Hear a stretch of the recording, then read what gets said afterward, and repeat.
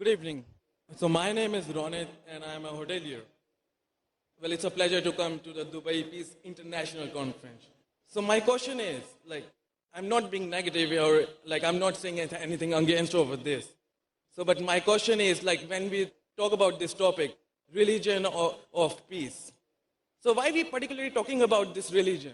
Why we only particularly talking about Islam? Is it the only religion which is of peace? There's other religions as well. Thank you very much, my brother. The question, as I've understood it, is that we're talking about Islam, the religion of peace.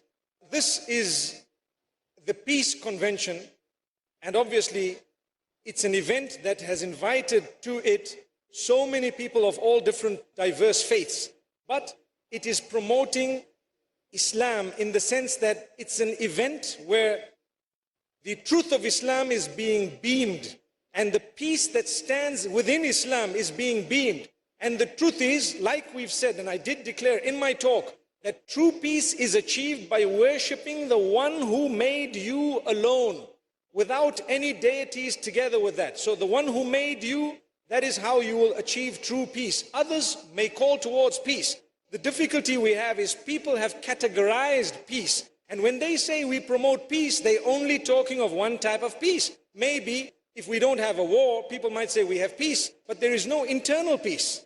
And so Islam is the only faith that goes into every single detail of my life and yours and governs how exactly it should be led in a way that I would be able to achieve inner and outer peace, peace within myself. In fact, the condition of my heart needs to be rectified in such a beautiful way. That's a whole topic on its own. And the entire condition, I am at peace with my own limbs and with the entire creation around me. And on top of that, I promote that peace that we're talking about when it comes to the opposite of war. So my brother, holistically, yes, Islam is the faith that promotes holistic peace. And in my opinion and that of those, it is the only faith that has in it every speck of detail regarding how to achieve that particular peace. Hence, we call it the religion of peace. Jazakallah khair. Thank you.